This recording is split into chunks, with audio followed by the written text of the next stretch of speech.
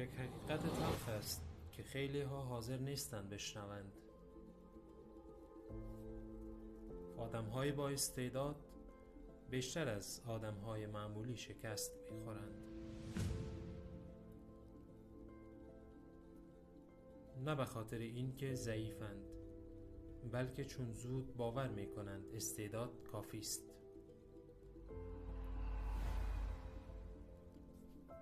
وقتی نتیجه دیر می آید، آدم معمولی ادامه می دهد، اما آدم با استعداد دل سرد می شود. دنیا به استعداد بدهکار نیست، به ثابت قدم ها جواب می دهد. بیشتر آدم های با استعداد یک اشتباه کوچک دارند. فکر می کنند چون بلدند باید دیده شوند. وقتی نمی شود، به جای صبر شروع می کنند به شک کردن به خودشان،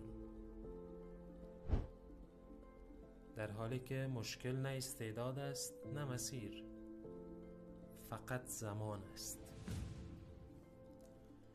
استعداد یک غرور خاموش هم با خودش می آورد.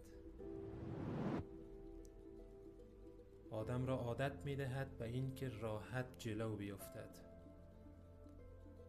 و وقتی مسیر سخت شد تحمل زمین خوردن ندارد. آدم با استعداد بیشتر از بقیه از مبتدا بودن می ترسد.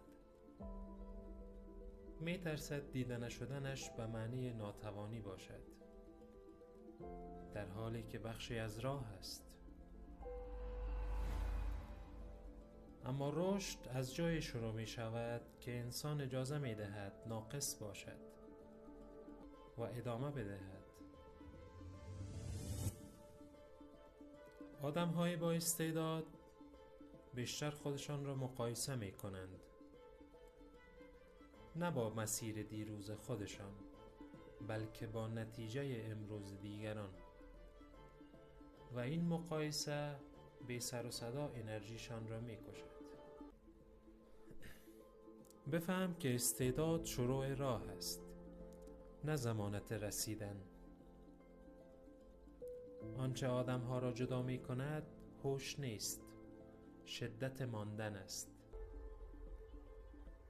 بیشتر آدم ها نمی بازند، بلکه زود می روند. پس بگو تو چقدر می مانی؟